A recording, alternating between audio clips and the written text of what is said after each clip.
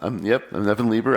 I am recovering from the standards meeting we had last week. It was very intense, very stressful, but we got a lot of really good stuff done. So I'm going to do the 2-minute what the national labs, Argonne, and my division in Argonne do.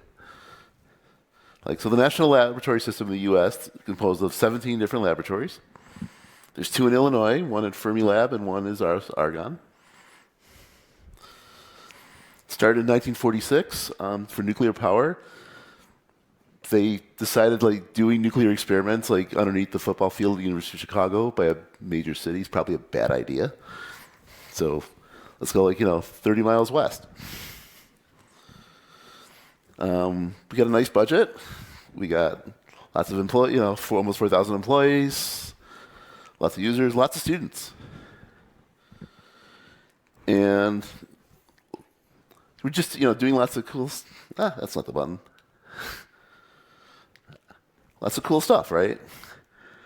And the one that we're going to be using our supercomputer for is AI for science. We're actually training an AI model on our new supercomputer, Aurora, with high-quality data, publicly available data, so we can have it help with science experiments. We found out during COVID-19, people were using large language models to help find vaccines.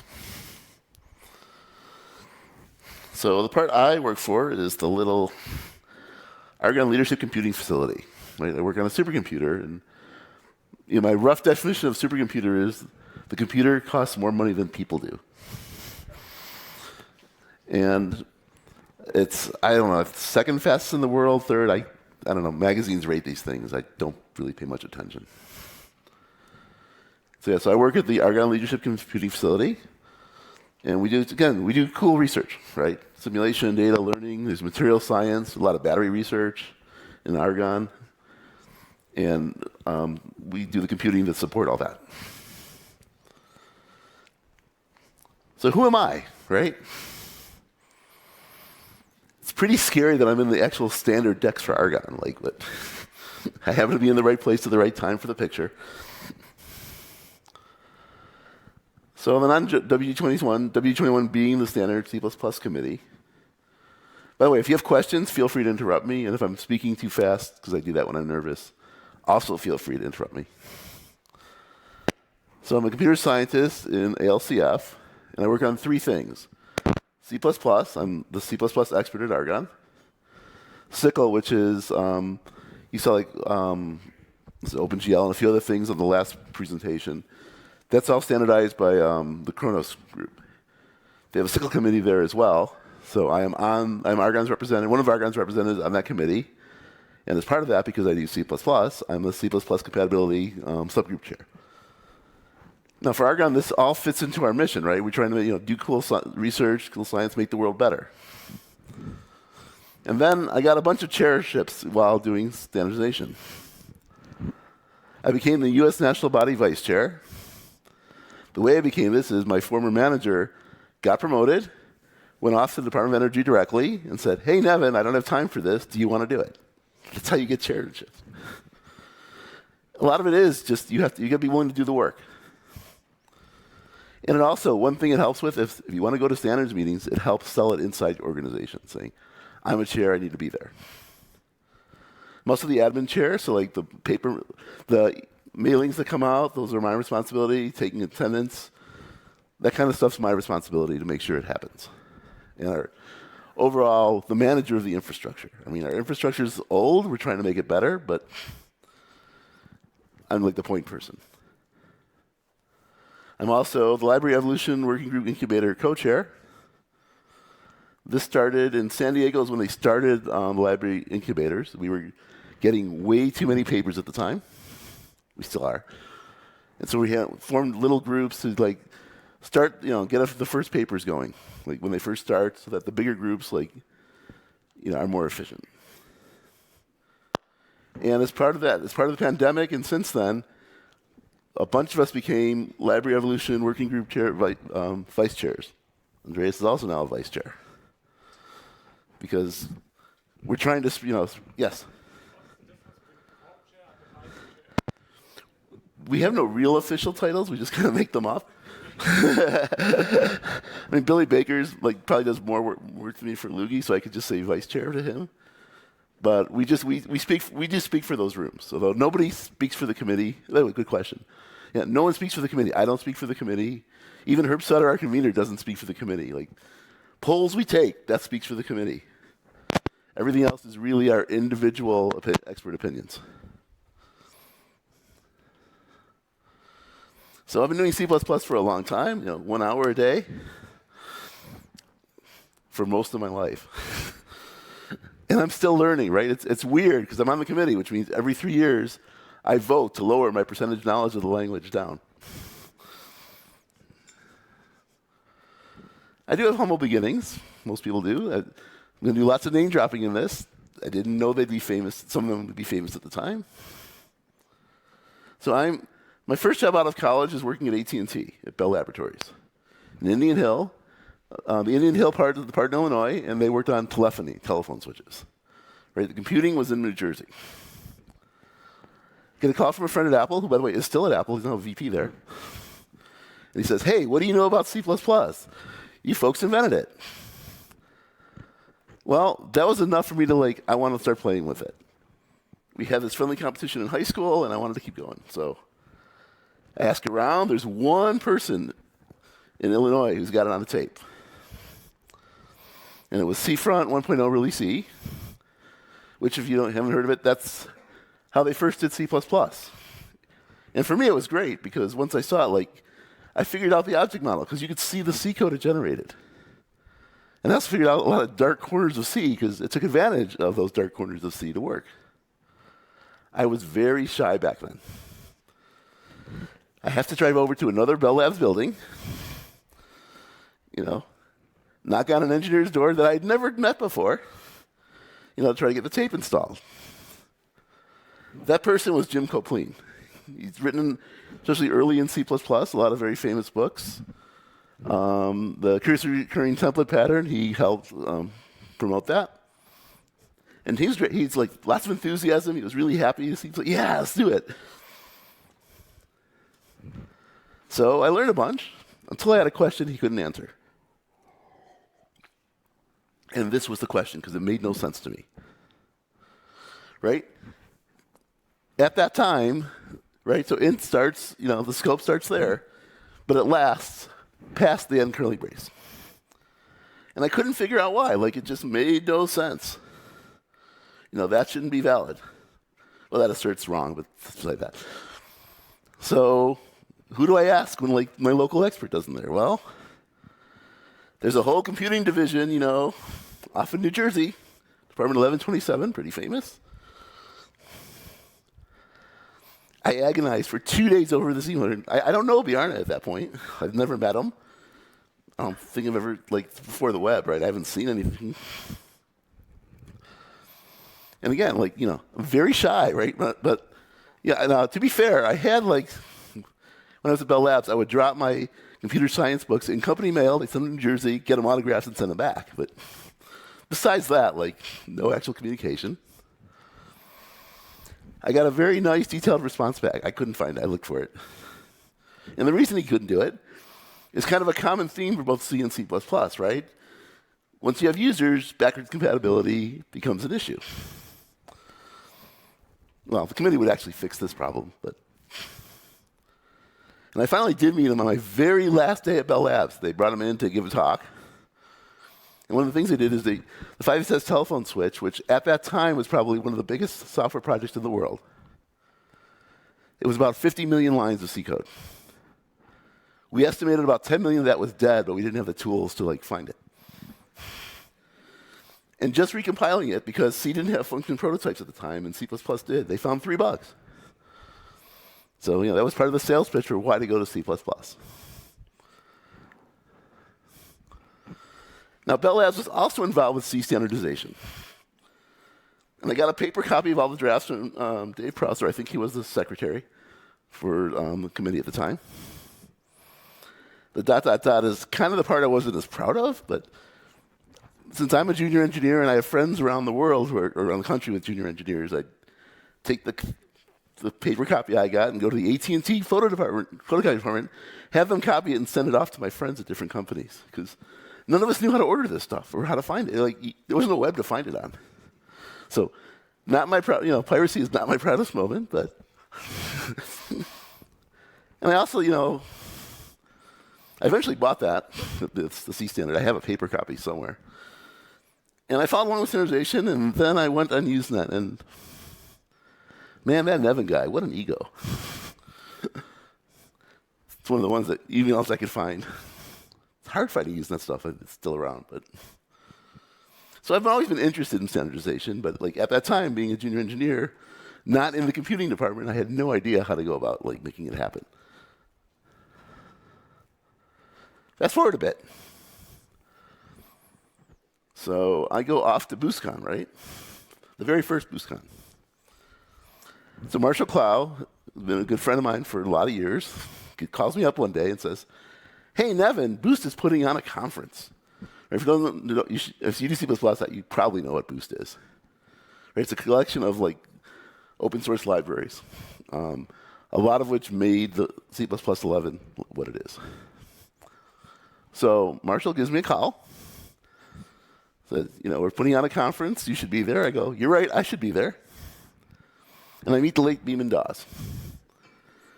And Beeman goes like, where do you live? And I tell him where I live. And he goes, oh yeah, you're by that street where Sanders and Saunders like switch his names. It's like, you live in Virginia. I live in Illinois. How do you know this? Turns out he did mapping software. And he just loved cool anomalies like that. So he gets talking and he says, hey, there's an upcoming meeting in your area at Fermilab in 3 years. And again, I'd kind of been thinking like, I've been running out of places to go to learn C++. It became a passion of mine, but I didn't know where to go. I used to go to the C++ seminar that Scott Myers and Herb and Andre Elandrescu, Steve Dewhurst, and Dan Sachs put on. And I went to BoostCon to learn cutting-edge library techniques. But if you want to know more of the language, where do you go? All that's really left is the committee. Now, I could have said, wait, I have a job. I can just fly somewhere. But I was scared, right? It's intimidating. The people who wrote the language and write the books, like, they're much smarter about this stuff than I am, right? I mean, it took me 3 years to get up the nerve to attend. When it's local, it's just too hard to resist. And I changed jobs, I didn't know I was going to get to go.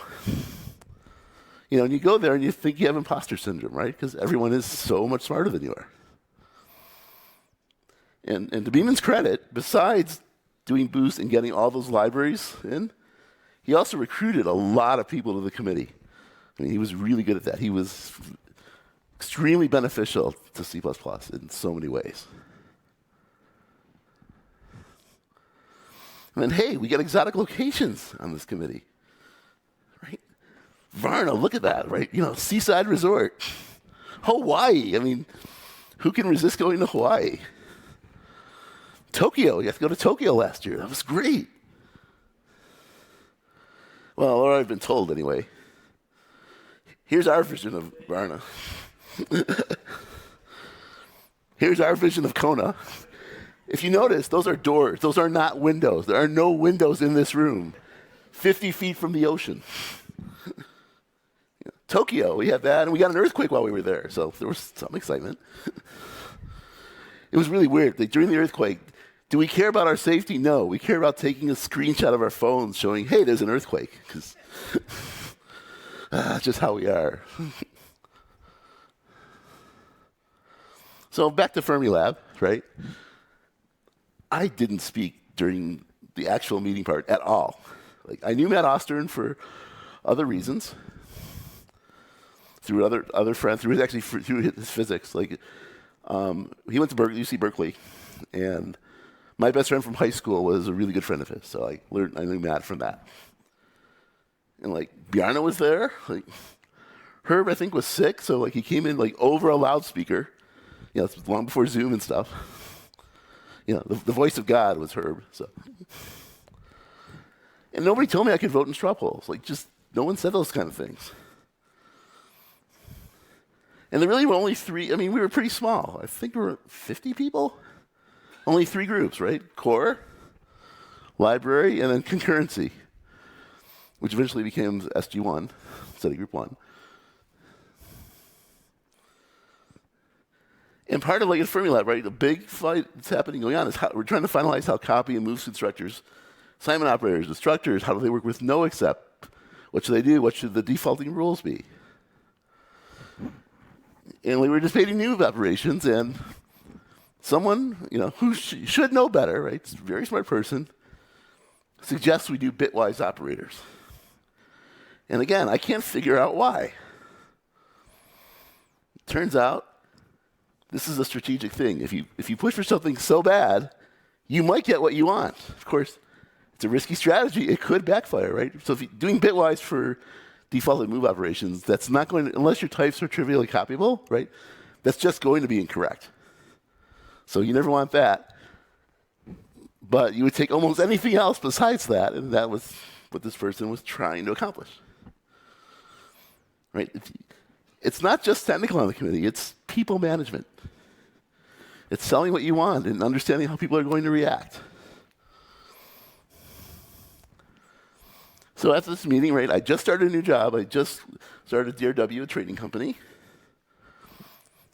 I'm not used to financial things being approved like that. So I go back and say, me and Rob Douglas and I, we both went to the first meeting. We go back, can we join? They asked how much. I think it's like 2,000 US around that at that time. They said, yep, no problem. Next meeting's in Madrid. And again, I started there, right? So I'm looking through the travel policy, and it's like, business class, okay. That's a pretty pricey ticket. I'm not used to it. It's like, I'm willing to fly coach. And so I go to my manager and I said, hey, I want to go to the next meeting in Madrid, and we're signing off on C++11. Right, again, I'm trying to I want to be there. And it's not even to go to Madrid, and again, his line was this, right? We are cutting back international travel, but you should be there. Right? That was the entirety of that conversation. And in some ways, personally, I was scared. I didn't really do international travel as a kid. I went overseas once when I was 12. And going to a country where I don't speak the language was scary. But I thought also it was important that, work on C++. And now I know I love travel, but I didn't know at the time. But what I learned from Fermilab is that everyone on the committee wants to make C++ a better language, even if no two of us can agree on what that means. And people will press each other's buttons and do it because they think they're right. They will do whatever it takes to get their view. I kind of wish big governments worked this way, but because at least the motives really are pure. What would you get out of sabotaging C++? I don't even know how you would do that. And you got to put up with a lot, from both the outside world and in the committee. These things are stressful. But you do learn sometimes you have to be strategic in your thinking. Right? You have to decide, are you trying to convince everybody that you are correct, or are you trying to get your feature in? Those are not the same thing. So Madrid, all the committee pictures start looking alike, but these are the real ones. There's a big topic for narrow and wide contracts and no except. So I'm concentrating on library stuff, and we don't know which library functions to mark no except, and we're coming down to the deadline. Do we mark everything that says throw nothing no except or not? And we're just kind of doing it haphazardly. So there's a paper that Alistair Meredith and John Lakos came out with, with wide contracts and narrow contracts. And a wide contract is roughly a function that has no precondition. Narrow contract is everything else. And you can't just throw through a no except, because no except was initially proposed by Dave Abrams from Boost and other things as just a marker in its undefined behavior to throw through it. And the committee, for safety reasons, decided, long before I got there, that they wanted semantics, so it's required to terminate. So because of this, if you have a test framework, you can't actually throw through a no except clause because, it has semantics. It will terminate your program. So John and Alistair did not want you to be able to throw through a no-accept class. I mean, very reasonable, right? So John Lakos goes around to each person, because again, we're a small enough committee, you can do that, and tries to convince each of us individually, like paper, right? No library destructor should throw, right? The library function has a wide contract that cannot throw, mark it no accept. Okay, for conditional no accept, the only things that matter are swap and move, only mark those, the others don't bother, and the C compatibility functions. So I was convinced. He had convinced me at that point. And then comes the plenary session where we debate this. And it's very heated, because right? This matters, right? This is affecting millions of developers. And during this debate, it occurs to me that if you violate a library precondition, right, you're in undefined behavior land, right? That's what the standard says. It's weird because other libraries don't quite have that, but the standard library has this magic. And if you're in undefined behavior, it means the standard no longer applies. And of course, then you can throw it through a no-accept function because there's nothing telling you you can't. No one's saying that, though. So I have to raise my hand. This is the first time I spoke up at the standards meeting in a heated plenary debate. Oh, that was hard. I make my point. Person behind me goes, no accept trumps undefined behavior. I slither back down. I believe I was right, still, in the theoretical world of the standard, right? The practical world, yes, you can't throw through a no accept clause because compilers don't work. They're not going to do a special, oh, I'm hitting undefined behavior, you can do what you want. And 14 years later, contracts with a capital C is making this better. It's carving out what this means, basically, to have a preconditioned violation. You have some wiggle room into what you can do before you hit undefined behavior. It's still a bug, right? You've detected a bug. So you may not think it's sound, but this past week, we just voted contracts into C++ 26. So this feature's going there.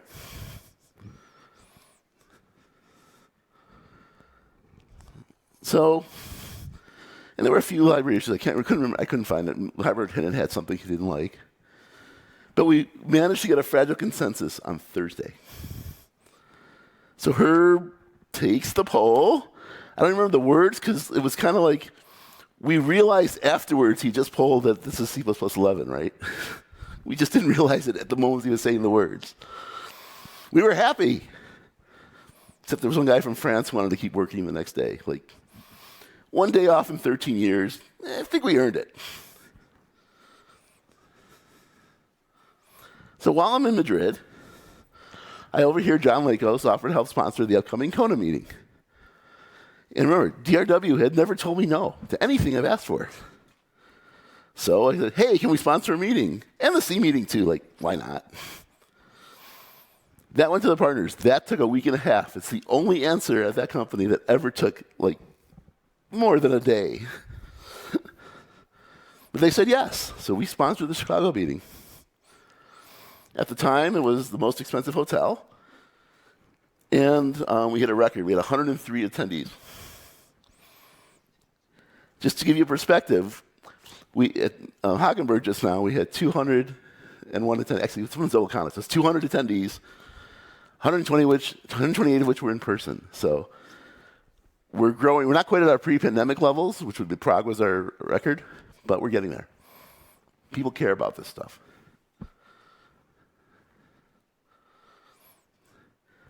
So the lesson I learned from this, like, if you think you're right, you have to make your point, because if it's not you, no one's going to say it. And it matters, right? You're affecting the lives of, we get self-deprecating and we have fun, but like, you are affecting the lives of millions of developers. I mean, this stuff matters. Kona, right? Again, no windows. I mean, you do get outside for breaks. It's not like, it is a nice place. So Evolution opens back up. It's the first time I've been involved with Evolution. And there's weird things that happen in it. Like Some folks thought range-based 4 was just totally broken.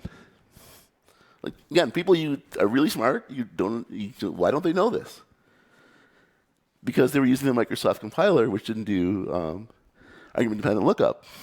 They just didn't know because their compiler, right, anything they tried didn't work. And among other debates we had there, I think we did separators too, we started that, but how often should we ship a standard? Right, the first standard's in 98. 5 years later, it's basically the bug fixed. So really, it's between 98 and 11, right? 13 years. Nobody wants to wait 13 years. So we have a huge debate, and we agree, yeah, 6 years sounds like a good pace. Now, I'm in Hawaii. I had to stay over in Hawaii to meet the C committee. I was willing to make that sacrifice. But as you can see, they're a lot smaller than the C++ committee. And C++ has more of a sense of urgency than the C committee does.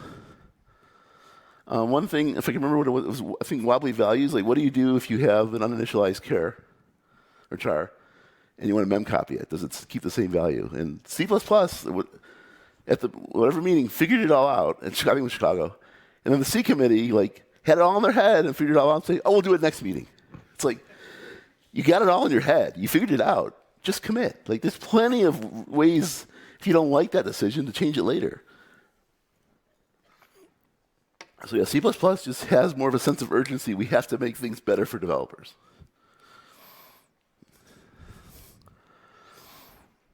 But yeah, I did learn these are very smart people, but they have gaps in their knowledge, and you have to teach them that. I mean, I've had gaps in my knowledge. I'm not I didn't, for instance, before I got working at Argonne, I didn't know why trivially copyable mattered. People would suggest it for things, and I'd say, well, sure, why would I say no? But not very enthusiastic. It turns out it's really the only way to transfer things between a CPU and a GPU is to memcopy them. So it really matters, the things that are memcopyable. And so I've learned that, and I have to teach that to other committee members, why this is important. Because then they will support you when you need to vote for those kinds of things. So I'm not going to go through every committee meeting. Here's what I did. That seems like it would be a lot. But I'm going to talk about some of the major battles that I had to fight. So way back in 2011, right, there was a signed int, SIGNED, INT, versus INT bit fields. I'm not a core expert in the language. I am not a type theorist. However, this just felt wrong. So if you declared a bit field using the keyword INT, right, the signedness was implementation defined. If you spelled it SIGNED space INT, then the bit field was signed and did sign math. I have no idea what happens when you spell it decal type of 0. Right? 'Cause that's another way to spell int. Now to me, in my brain, if they're exactly the same type, right, they're aliases for the same type, they have to behave identically. Or they're not the same type. That seems to be what types are, right? Heated debate, well over 100 email messages. It started winding down, and head of core asked, okay, so we all kind of agree that yeah, this isn't great, but signed in versus int, they're going to be different. And I go I still don't agree. You can do what you want. I don't normally sit in core, but no. And because I was so persistent, core came around. The reason this was a hard question is that the headers for some microsystems were dependent on this feature. And I think theirs were unsigned, their behavior was. So that's why this is hard, because we actually not only care about what's in the standard, we care about the real world. Another example of that is ABI, right? We do not mention the word ABI anywhere in our standard at all. And yet, we know we can't easily break ABI because that will break real customers, real people. So we have a lot of debates whenever something is going to break ABI compatibility. And there's things that are not obvious. Alistair Meredith had a proposal to not use standard less for comparisons for sets and maps, but use something that forwarded to standard less. The reason is you're only supposed to specialize standard less to do the same thing that operator less than does. And people specialize it. They put an ordering on things like complex, which doesn't have a real ordering. Got all the way through plenary, right? Didn't make it into the standard because it turns out that's an ABI break, because if you pass that map as a function, the mangling is different. We had to pull it. I mean, it's in some ways it's frustrating, but it's the right thing to do.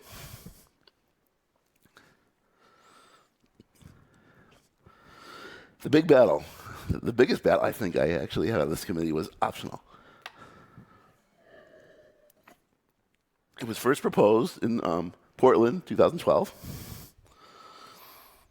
And like the proposers, they had a really good proposal. They had thought about every line in optional.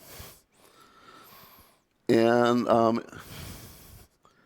one person wasn't sure about optional T-ref semantics, and the paper author said, okay, fine, we'll pull it now. We can always add it back later. So to get to Bristol, and we want to get this in to 14, right? We have a huge, every single time optional came up, people relitigated decisions they didn't like the outcome to. But of course, there's no new information, right? I mean, quite literally, morning, have a break, second session, they relitigate what we just litigated in the morning. There's no information other than you may have had some coffee. Same end, so you get the same result. So we had an evening session. This was painful. Right? It was basically 7:30 p.m. until we were done. We went past 1 a.m. It wasn't the only thing on the plate either. It was like something else we'd do right after that. And we decided everything except relation operators. We just couldn't come to agreement on that. So we kept them in. And we got it added to C++ 14. We voted, the paper got moved, it got put in C++ 14. Just because in the working draft doesn't mean you're going to ship it. Right? In Chicago, it got removed for the same relation operators, and we created the Library Fundamentals TS, Technical Specification. So this is where we put things, or at least did put things, that may not have had enough bake time. Unfortunately, what really is we kind of put things off to die there, or purgatory, really. Well, eventually, for optional, we added it back in C++ 17, along with variant and any, kind of all the sum type kind of things. And optional TREF we were working on in Hagenberg, it's very likely it's going to make it into 26. No, really.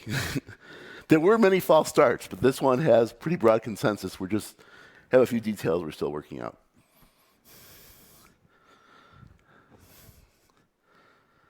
So why don't TSs work?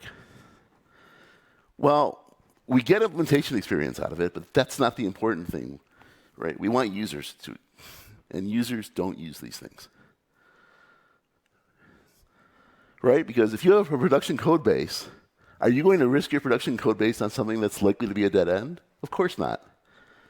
And even for libraries, which is the easiest thing in the world, right? Because you can copy the library and maintain it yourself. People don't do this. For myself, I would use Boost instead of using stuff in the TS, with the sole exception of optional because it was so different than Boost optional. And for the language ones, nothing ever. And it's frustrating. And so we've kind of come up with more rules. You need some concrete questions that you want answered. But there's no time limit, right? You can keep those things, just refresh the document saying, I want to keep doing it. But there's nothing to make it converge. So we have a library's fundamentals. We have stuff over 10 years old in it now. Is it ever going to be in the standard?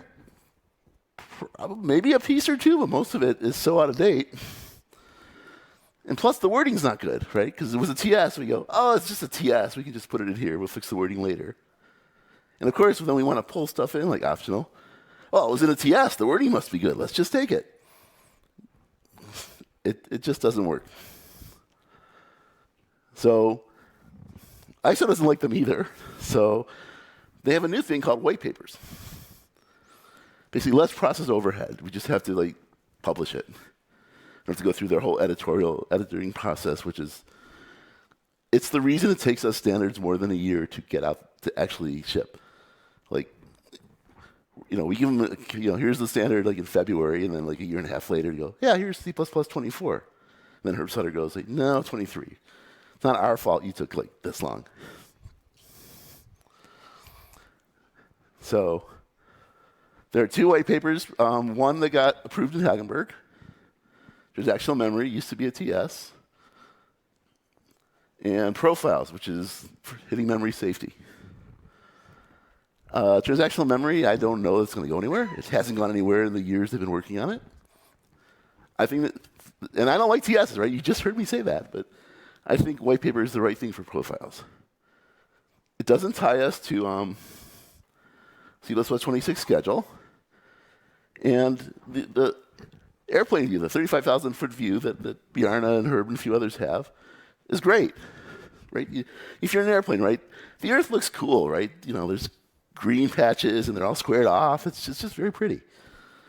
Down in the trenches, we don't know all the details because this is still being invented. It's important to react to both the U.S. government and the EU, right? Memory safety is a really important, critical thing. And I think this is the best, and well, the committee agrees with me that this is the best vehicle for getting it, moving it forward right now.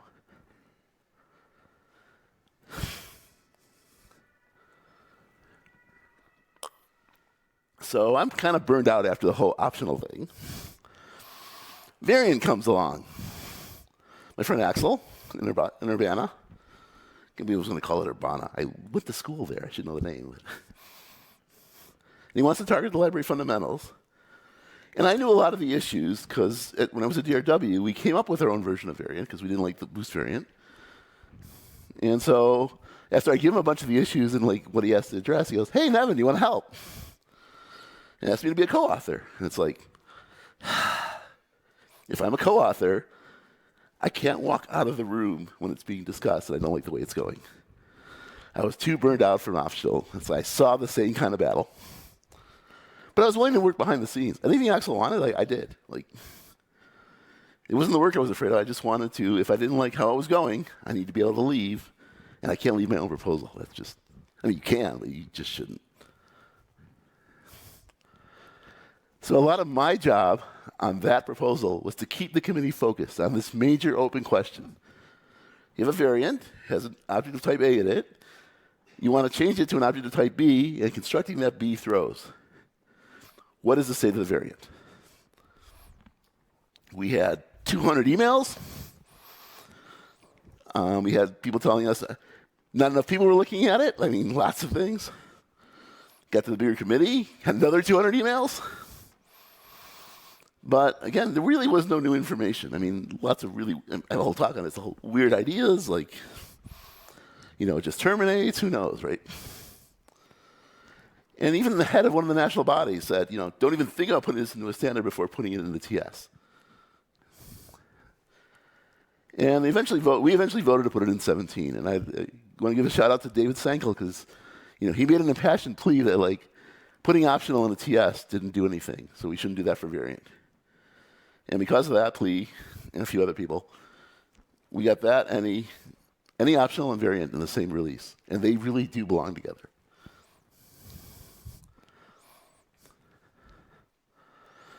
So I want to give a special shout out to Axel. So we're having dinner in Rapperswil at the castle. It was fun. And we're sitting next to someone, and the person goes, well, I want to make this change to variant. And I don't even remember what the change was or who it was. So Axel goes, you should write a paper. The person goes, oh, you support this? No, I hate it. But the committee should debate it. And for me, that's how the committee should work, and that's how I try to work. If you have an idea, write a paper, bring it in front of the committee, and get all the stakeholders, those even against you, in the room at the same time. Don't try, people try tricks, they'll schedule things when they know someone else is busy. They almost never work, because by plenary, they'll have made their point. This happened a lot with digit separators. People tried to schedule things when Doug Reger, who was representing Apple in Objective C++, couldn't be in the room. Things would pass, get to plenary, things would fail. And that's not a good strategy. And it's hard, right? You don't want to be people, it's hard to bring people in who know are against your proposal. But if you want your proposal through, they have to be heard. And their points have to be debated. So Axel's one of the people who shaped how I view and do committee work.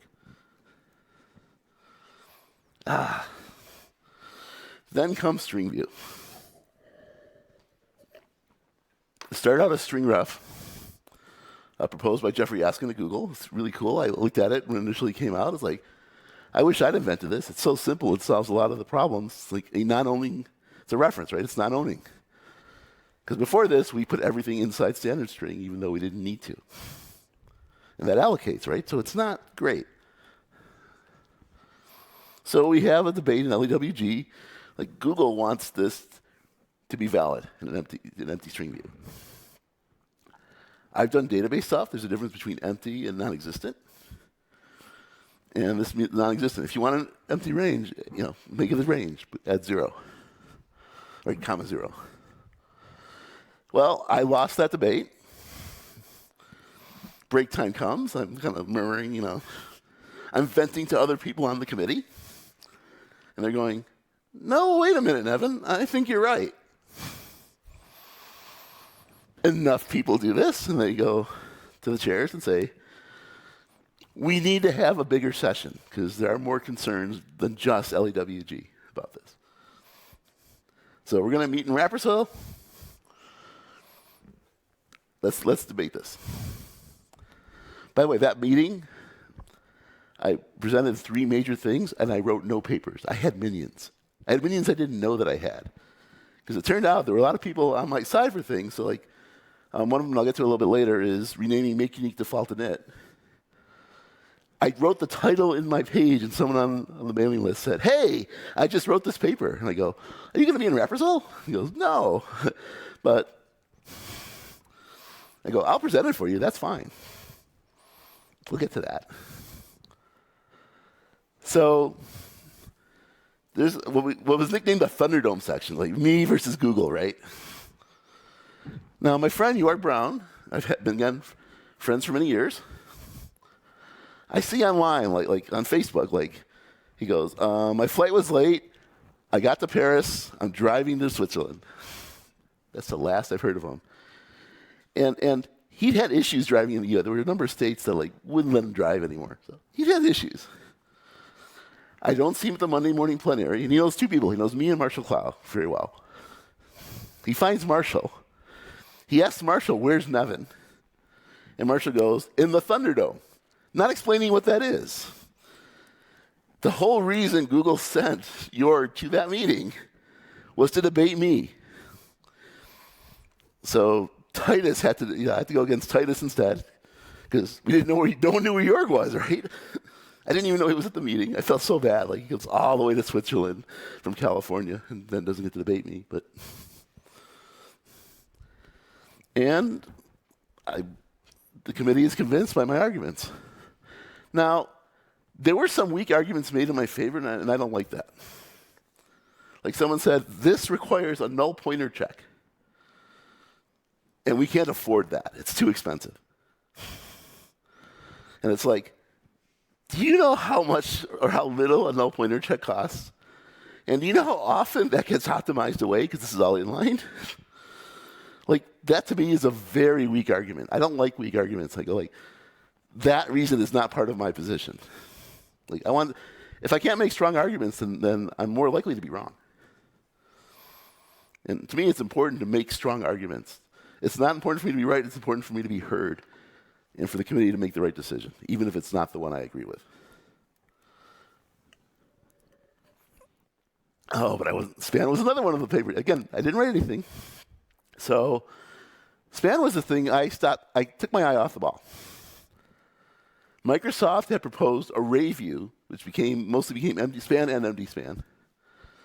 And it was so complicated, I go and before I'm an HPC, so I don't need it. It's well, mere mortals can't understand this. Oh, well, they can do what they want. I'm not going to pay attention anymore. And in plenary vote, my friend Rob Douglas, who's between jobs, so we don't know if he can vote or not, nudges me, hey, Nevin, you need to protest, you need to object to this in plenary. I go, why? He goes, because the size type is signed. Oh. We asked Herb if Rob can object. He goes, it's just better if you do it, Nevin. The stress. So I object, and it turns out, so Jeffrey Yaskin, who was chair of LEWG, said we had debated it. We go through the minutes. It turns out we never did debate it. We just forgot. So on the other side of this is Bjarne and Herb. So what the basic argument is for this is unsigned types wrap. So they're harder to optimize and they're harder to find bugs because 99%, some large percent of the time, wrapping behavior is a bug. And you can't, if you have a sanitizer that's no false positives, you can't detect that bug. So they want, and then things that are signed can optimize better because they can't wrap legally. So that's what this debate's about. And for me, well, since size type throughout the standard is unsigned, there's a lot of friction if you want to make this signed, right? You have to cast all over the place, and people get casting wrong, right? Casting is a many-to-one operation. It tends to be buggy. Like, you cast signed to unsigned or unsigned to signed, and if you get it wrong, subtle bugs sneak in. And I figured out examples with subtle bugs, with like F-read and stuff. So I have to go against Bjarne and Herb. I mean, this is terrible. You guys are easy. Like, that was terrifying. That scared me. Like, and then ended up doing it at 2 different meetings because, again, I didn't write the paper. My name's on it. I didn't write the paper, so I didn't realize it had wording. So people like to relitigate when they don't get their way. So, and when it's Bjarne and Herb, they get to relitigate when they don't like their way. But yeah, I mean, Bjarne is still mad at me to this day. He's happier with MD span because we found a way to sneak in, into extents. We actually sneak in the types. You can actually make it signed if you want. But so he's much happier there. However, as part of this, like, I hadn't realized it was still spelled index type, not size type. And we're at the last meeting, right? So I write an MB national body comment to address this, right? Either we rename it to size type or we put both in. Those were like the only two options I could think of, right? Sails through, just rename it. Get to plenary. Guess whose paper was objected to first at plenary? I had such an honor, right? And I couldn't figure out, like, I'm debating someone over email on something else, right? And like, I look up, like, that's my paper. And like, I was not the rep from Argonne, and at the time, only U.S. companies got 1 vote each. So I told, like, hell, you need to vote yes for this. And when things calmed down, like, I waited for, like a week. I asked, why did you object, right? And the reason, and this was a national body that objected, and the reason they objected is they didn't want SPAN to have an unsigned size type. So they were objecting to everything. And the rest of the committee kind of like said, no, that's not the way to do it. Like, this was decided. I mean, this was the right fix. Because I didn't know if there was some reason it shouldn't be, right? So yeah, I have the distinction of the first objection in Prague.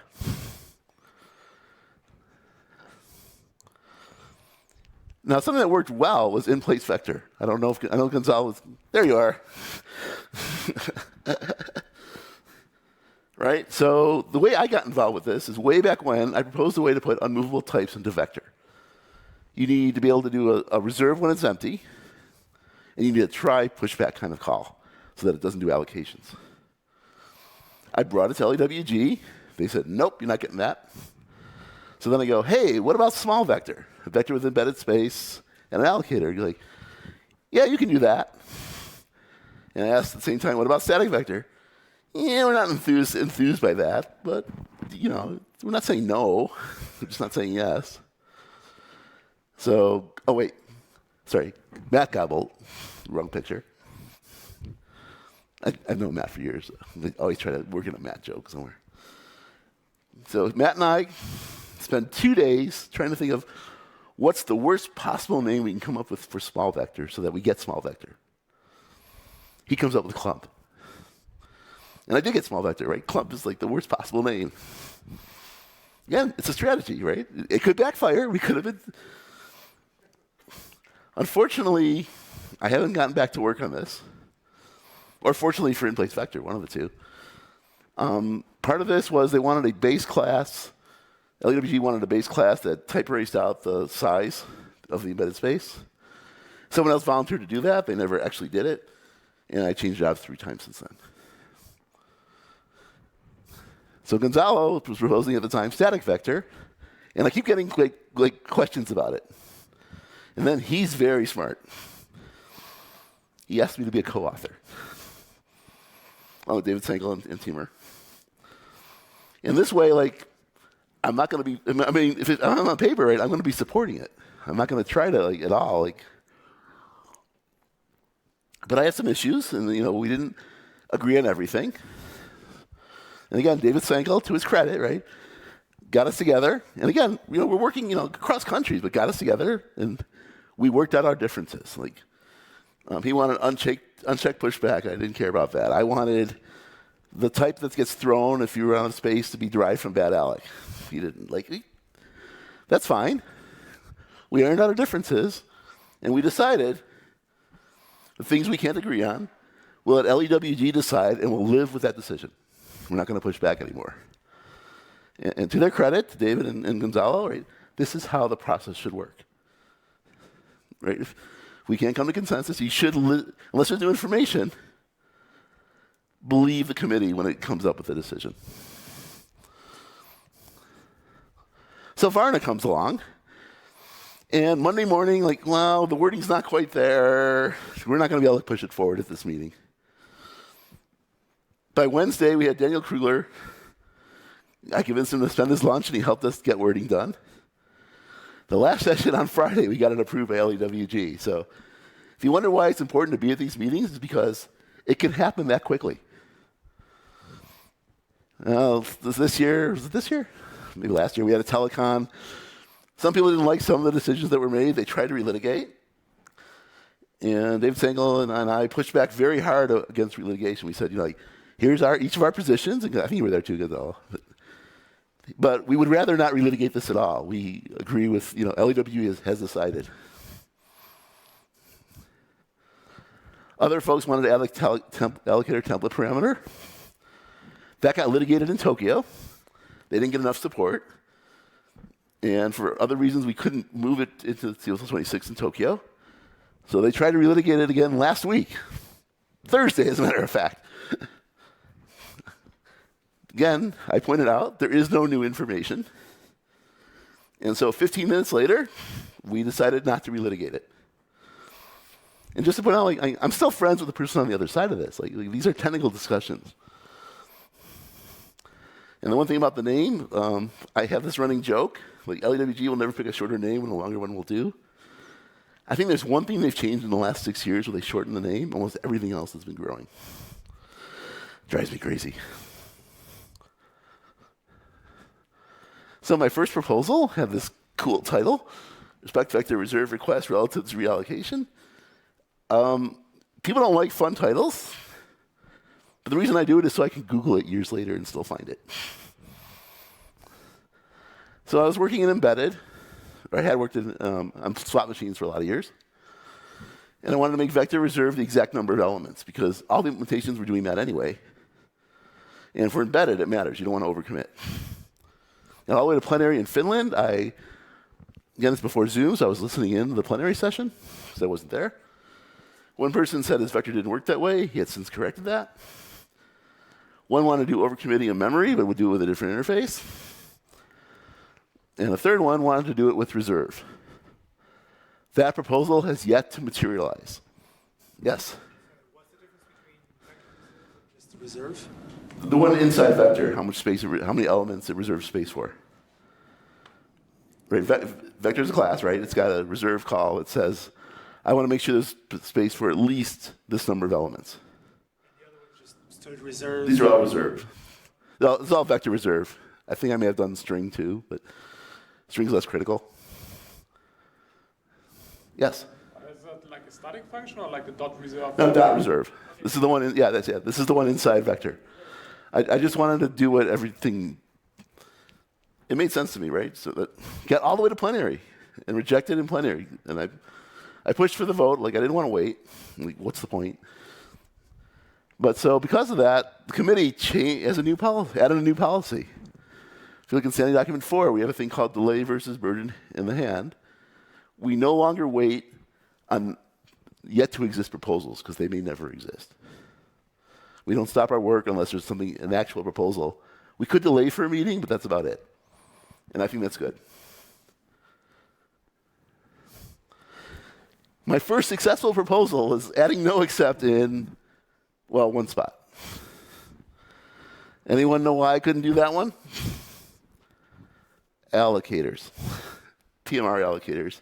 Well, it turns out we don't know how to put those in standard function anyway. But assuming that happens someday, so yeah, I basically threw out some words and added a no accept. That was my first successful proposal on this committee. It's a lot of work. My first successful language proposal was making operator square bracket static. So what happened was a static operator, function call operator, got through the committee, and a variadic square bracket operator got through the committee. And each of those papers says, well, if the other one goes through, we should have a static variadic operator square bracket. But no one had proposed it. Now, you're not supposed to get language features during an NB comment, national body comment. So I wasn't going, and I had no pressing need for this. This was like 20, I think it was 23. It all blurs. So, again, I'm friends with committee members, right? They come to town, like, so Michael Wong and I were somewhere, and I'm griping about this, like, hey, I'm going to do this, but like, it's technically a new language feature. And he goes, no, you should do this. I'll write the Canadian national body comment. Okay. It's a start. Gashberg comes visiting Chicago. We have dinner. Same thing happened. Again, I'm not trying to lobby him. Like, we're just talking about C++ stuff. And he goes, no, I'll write a national body comment too. And it's like, okay, 3 countries, I'll go for it. And it got in. It was basically viewed as a bug fix, so that's why I got in. And then I had to go to core. So the first time I've actually been in core for my wording, I brought them chocolate. It can't hurt, right? And I think I had to change the wording because the standard had changed, like, from the one I had referenced to, like, the next release. Not success. I mean, I've had, my share of failures. One was, we were in a library working group only meeting. I hate scribing. I absolutely hate scribing. So Marshall Cloud's running the meeting, and he goes, okay, we need a paper written from LWG to LWG, taking all the old constructors that have multiple parameters, right? If they have one parameter, they should be implicit or explicit, and if they have multiple ones, implicit. I wrote that paper instead. It's like I fixed 79 constructors or something. I have a T-shirt made, like marketing. LWG said, no, we don't want this principle. We never really voted on, do we want just these changed? Someone's pushing for it now as a principle. Zach Lane is. I hope he's successful. I certainly support him. Another thing is I want contiguous containers to have that data. It turns out that's not a requirement. And for some of the stuff we're doing like MD array, this will be useful. And the committee comes back and says, hey, you should do concepts for containers. Oh, no. Concepts, unfortunately, usually are over-constraining. And went back and they said, no, let's not do that. Another thing, again, from that Rappersville meeting. So I didn't write the paper, but I proposed make unique default init, right? So it's make unique where the space is not zero initialized for performance. And this is right after I argued my first time arguing span size type. So I'm exhausted. Titus goes up to me and says, you have another paper, Nevin? It's like, well, I wrote no paper, so what are you talking about?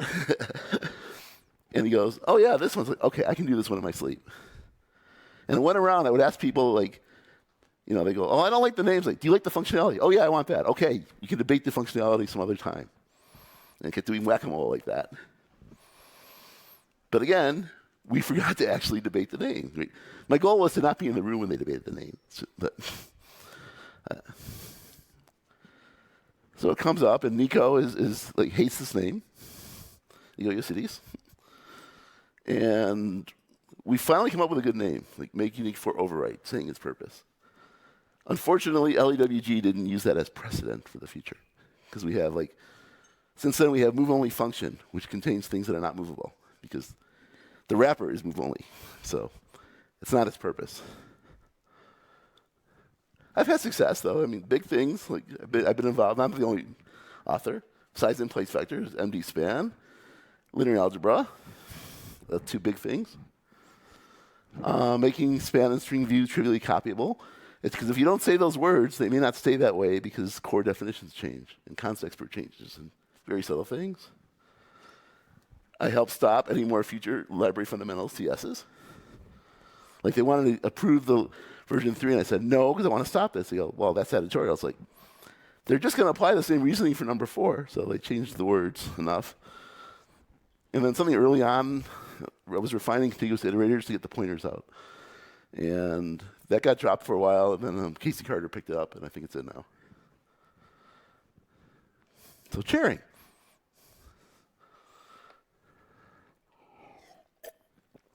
So we're in Prague, right? We're going to vote like C++ 20 in. Most people have not seen that picture. Turns out someone did like a quick view picture on an iPhone. So there I am in the top hat. So immediately after that meeting, right, I talked to my boss Hal. And says, "Yeah, you should do this." And so I accept the vice chair, co-chair position.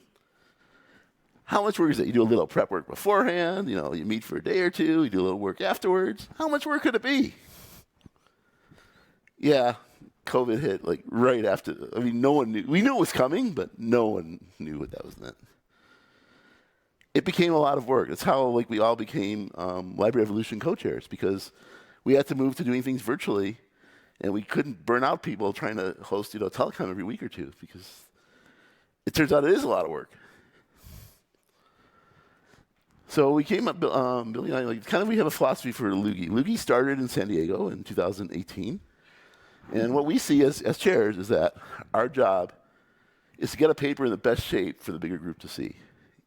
Even if we disagree with the proposal, it's not really our technical opinion. And we got to make sure, not that they do things the way I say they should do things, but all the technical points should be covered in the paper. Right? And we're not a stage, right? This was a fear when Loogie got formed, that we just be a stalling tactic. And we don't want to be a stalling tactic. If a paper's ready, we ship it on. And also, as a chair, I have to predict the time of the participants. If I'm wasting their time, they're not going to come. And to do this, for IntelliCons, we only review one paper per telecon. I make fun of Library Evolution because they have 3 or 4 papers on their agenda. They get to 1 or 2, and they run late. We don't do any of that, and on purpose, we're very careful not to do that. And if you're interested, it's a great place to learn how the beginning of the process and to see a paper starting out. So as a chair, things I've learned, right? Never make promises you cannot keep, right? A lot of us chairs are people pleasers, so it's hard not to do this. Especially promises about committee time. I've warned every library evolution chair about this one because it leads to fights. Until we had a code of conduct, these would all be code of conduct violating fights. Because people think they're not being heard. Every chair has forgotten this at some point. It's hard, right? But you do this, and people are really mad. Because they prep for something and they can't present it.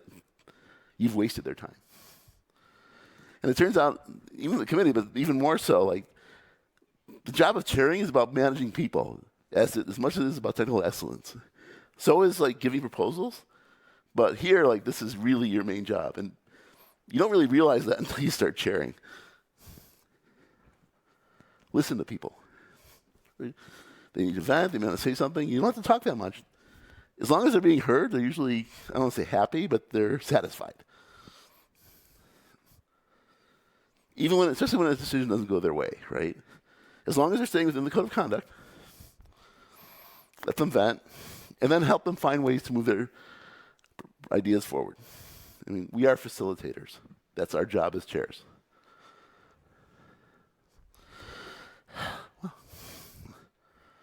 So why do I do this, right? In part, I believe one should give back to all the communities you are a part of, and this is how I give back. I really believe every release we've had of C++, we've had a better language. Even though I know how the sausage is made. Like, it's stressful, there's battles, it's tough. Right? And I highly encourage you to come to meetings. Come to a meeting and see how it's done. Right? You are qualified to do that. I mean, just being in a meetup like puts you in the top 1%. Most people don't even, this is the easiest thing in the world to come to, and most people don't do it. Right? It's because you're interested, you want to learn. And I spend a lot of my time learning there. Right? Try not to be intimidated. I mean, I still get intimidated. Like, this past meeting, I had to go against the chair of EWG on 3 separate sessions. Like, it's hard.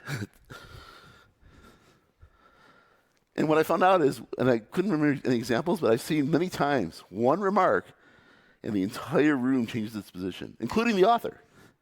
It's like, oh, I didn't think about that.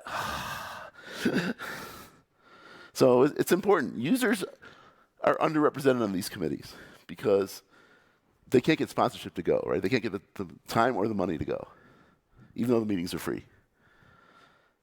So, I do my best to represent users, but more helps. So if you're presenting a proposal, think of it as you're going for your PhD, or here's your dissertation, there's a panel of experts, and they don't care if you graduate. And it's that stressful, really. But remember something, it's your ideas, not you, are being judged.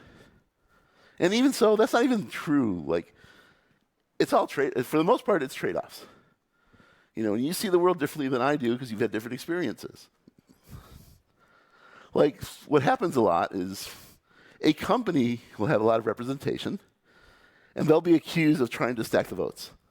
Right? I've seen this for Microsoft, for Google, for the national labs, because a bunch of us come from different labs. And if you watch the people in the room, that's just not true. They're voting against each other at times. It's just, for the most part, they work on the same sorts of problems, so they see the same sorts of trade-offs, so they make the same decisions. And that's okay, right? Because that's based on their expertise, not, an imposed position. Because we're all individual experts. In a meeting, people have to listen. They don't have to agree with you, but if they want to push things forward, you get to present. And if you come with a proposal, keep in mind what you're willing to compromise on. It may not be your ideal, but we don't do design by committee, but we do consensus by committee. And you want to get broad appeal. And there's a lot of decisions which, at the end of the day, don't matter that much to you. You go, okay. One common thing I hear from members of the committee are, we should reject more papers. Followed by, not my papers, obviously. But that doesn't scale, right? We know sometimes that's how you can get your employer to send you to a meeting, right? You write a paper. It's how you get involved. We want good papers, really, is the answer. And why does the committee work, right? It works because we each get a little bit of committee time for the large amount of time we give back. So one of my fears, and luckily it was unfounded, was when we went to hybrid meetings, people would only show up online for their paper. Right? And that doesn't work but it turns out, for the most part, they want to be involved with the whole process. They just can't get to the meeting for whatever reason. So it is working. And the thing to remember is what's more valuable than committee time? Like Herb Sutter will tell you, we have $1.5 million worth of committee time every committee meeting or something. Your time is more valuable, and always keep that in mind. And your mental health is more valuable. These things are stressful. If you're not feeling it, walk away for a day or longer. So why do I keep doing it? A friend of mine came up with this phrase. I don't know where he got it. I'm riding on the coattails of geniuses. Right? I learn at every single meeting. Hopefully I'm making a positive difference in your lives. It's kind of a scary thought. But ultimately, the reason I go, I like the people. I mean, we have fun. You know, they're smiling. I mean, we've had heavy debates in these meetings, and they were still smiling. This was Thursday. Okay, that was Thursday. We were under a lot of pressure and stress by Thursday of last week. And yet we're still happy and smiling. See? Without fear. Or you can even ask me about the shirt. Look at those pictures. It's my Bjarne shirt.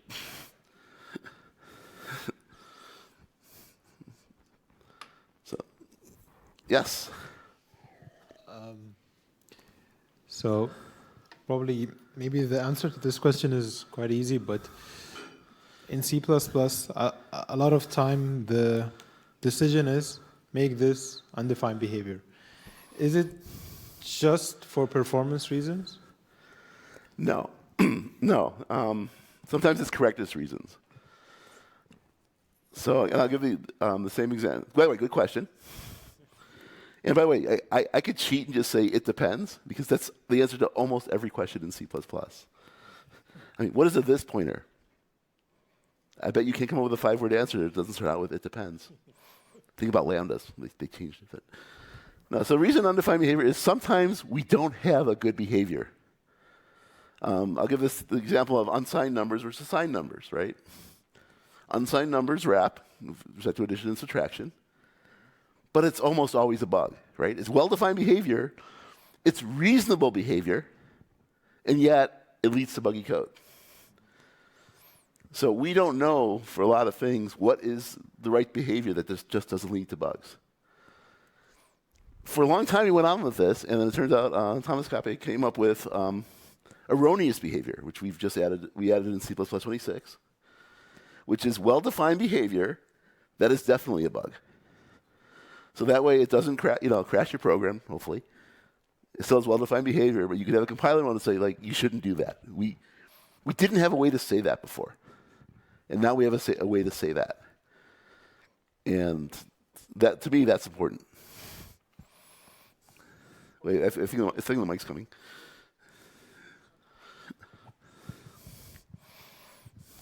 To hook into that question,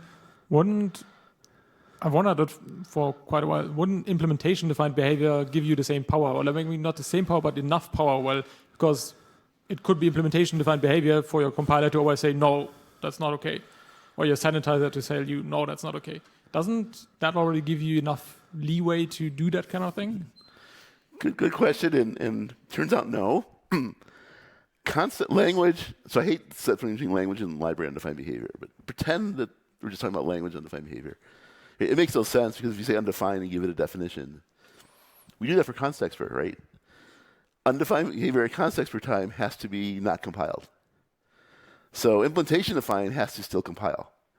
We wouldn't want that, actually, at const expert time, because it could tell you there's a bug. And there's lots of pressure to do more defining of undefined behavior. A lot of us push back on that. Hello? Yeah. So maybe about that pressure, there's kind of a joke that goes about, like, C++ is what language design looks like when you have regulatory capture by compiler developers. Any thoughts?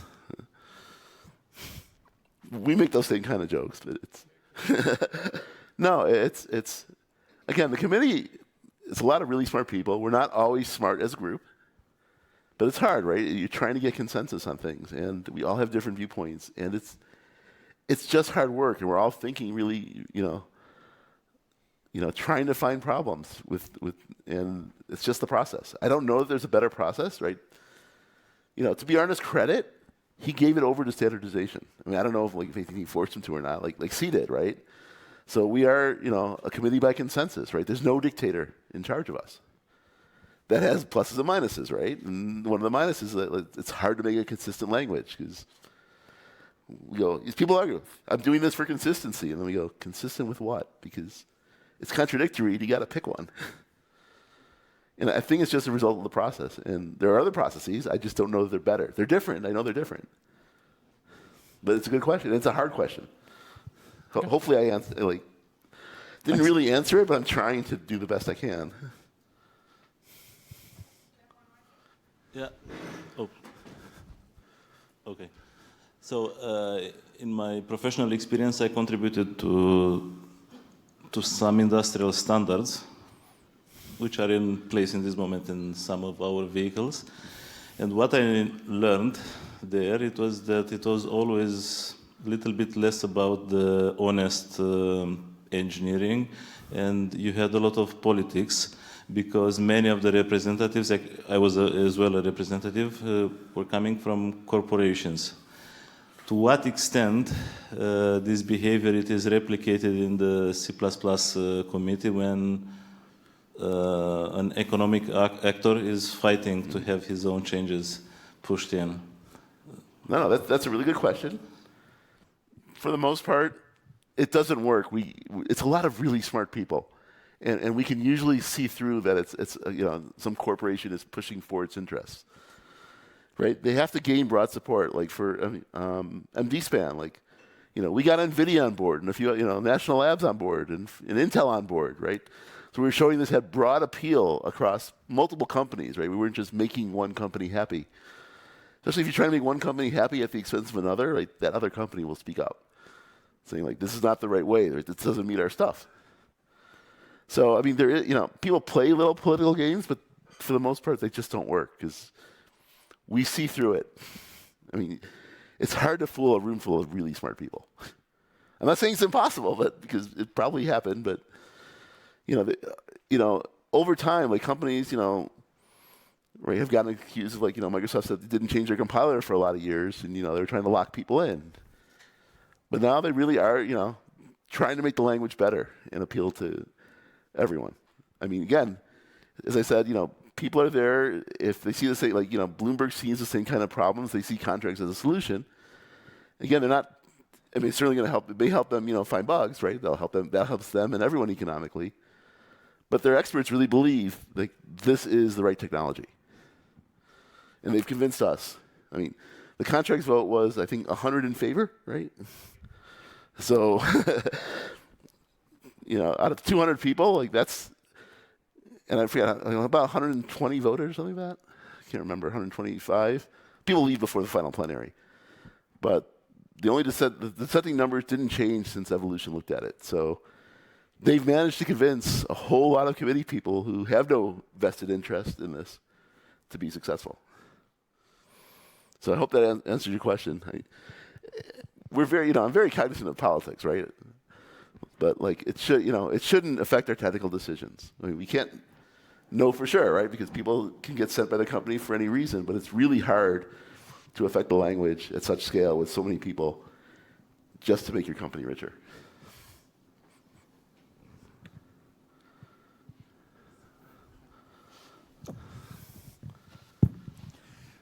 Did you ever observe, as chair of an international meeting, that the more heated the debate gets, the more the non-native speakers of English are at disadvantage?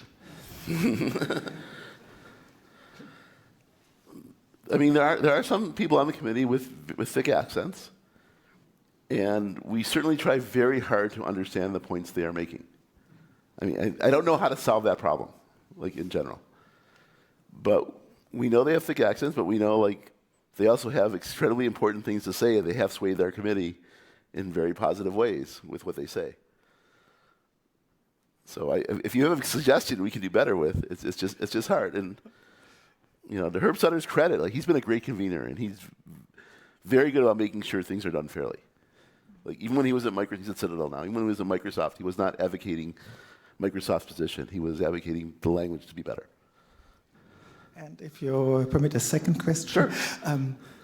Are you still coding yourself? How are you finding the time for that with all the committee work? But on the other hand, you need it to stay technically updated, right? It's hard, right? I have to limit the amount of time I spend on committee stuff.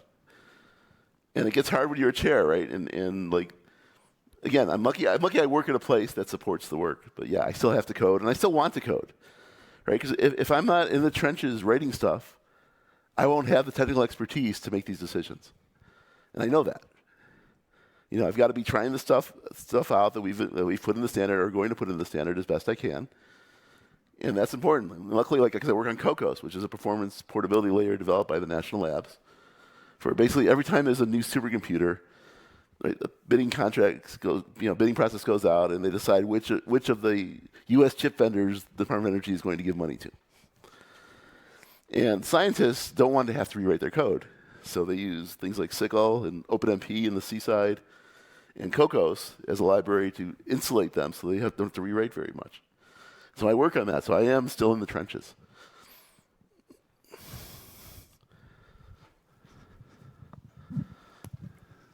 Hi. Do you see any influences from other programming language in the committee? Like people trying to force some features from other Good programming? question. So we had someone from Rust at our meeting this past week. And while I'm sure some people looked at it with suspicion, I don't. I look at it as an opportunity. Early in my career, long before I had kids, basically, right, I loved programming languages. I would look at different things. Icon was one of my favorite programming languages ever. Functional languages, they give you different ways of looking at problems. And so we had someone from Rust Foundation, and what he is trying to promote is interoperability between C++ and Rust and other languages. And I think this is a good thing, right? If we can have a good story and good way to do this, it helps both languages, right? I don't see right, some people see it as a language war. I don't. I see it just an opportunity, right? Ultimately, the language is just a tool, right? So I'm at Argonne and we do science, right? And while I'm passionate about C++, my day job is really to make sure the scientists can do the science without having to, they care about C++. Now, they might care about it, but that's not their primary job. Their primary job is the science. And it's my job to enable what they do. Hopefully I do good at that too. So I hope that answered your question.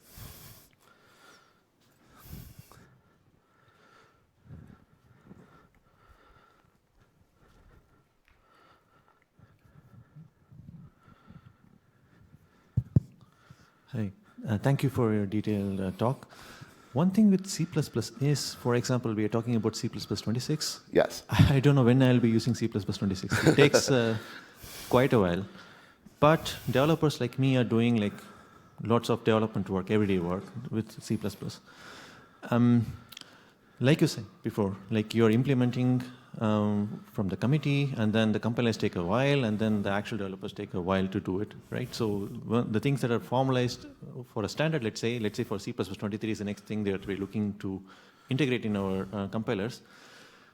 It takes some time to get the feedback and figure out which one is useful and which one's maybe not so what we thought it might be, right? We get it wrong sometimes. Yeah. So my question is how do we increase this feedback mechanism? How, having compilers for longer, or having this period of, let's say, some standards are not formalized officially until we get enough feedback? Is there any scope for that kind of a mechanism to work there?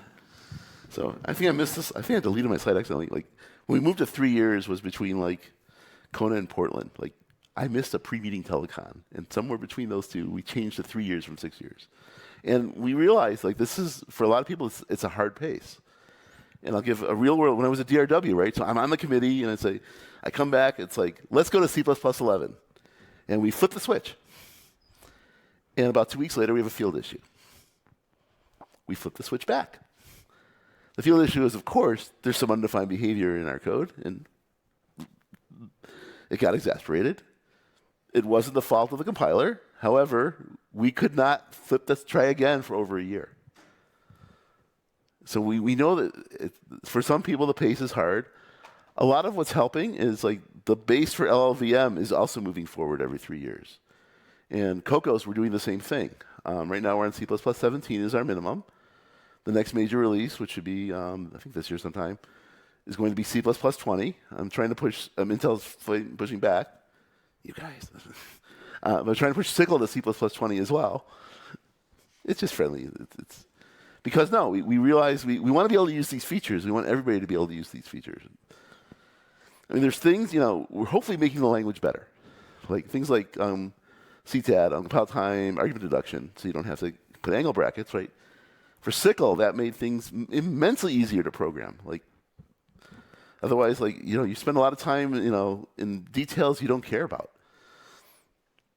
And I don't know how to get more people to jump on board. I think the shorter cycles have helped because when it's 13 years, flipping that switch is scary, right? When it's every 3 years, as long as you got to figure out a way to pace your organization so it's following at some cadence, right?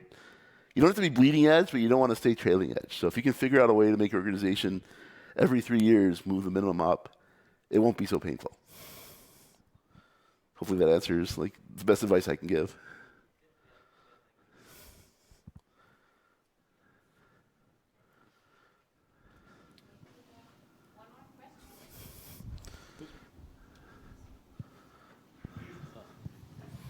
Did I understood right when you said that you prefer Boost over standard library? No. No. I like Boost. Don't get me wrong. But at the time, this is around when Library Fundamentals version 1 came out. Okay. We hadn't a version of it. Library Fundamentals came out. And I preferred using the things in Boost over using the things in that TS that were implemented. Because I knew the things in the TS would, at some point, not be supported. Okay. Right? Like, for instance, one of the things in there was shared pointer with array syntax was in there. I much prefer to use the Boost version over the version in Library Fundamentals because I knew the version in Boost would be supported until this stuff gets put into the standard, and then I can migrate my code over to the stuff in the standard. I'm asking this because yesterday I bashed some guys because they did not use the standard library versus another implementation, and I said that you should always use standard library. And earlier I was confused. Yes, if it's in the standard library itself, yes, that's. I mean, for better or worse, that's our C++ package manager. I mean, there's a whole tooling group trying to solve that problem too. Like, and I hope they do. But yeah, it's more for things in TSs because I can't risk it. Otherwise, at some point I'm going to own this code and I would have to maintain it. All right. Then, Nevin, thank you very much for the talk. This was great. Thank you for having me. I got to give my one, like, we're run by the Department of Energy. You're supposed to put that up all the time. Okay. Thank you very much. This was fun.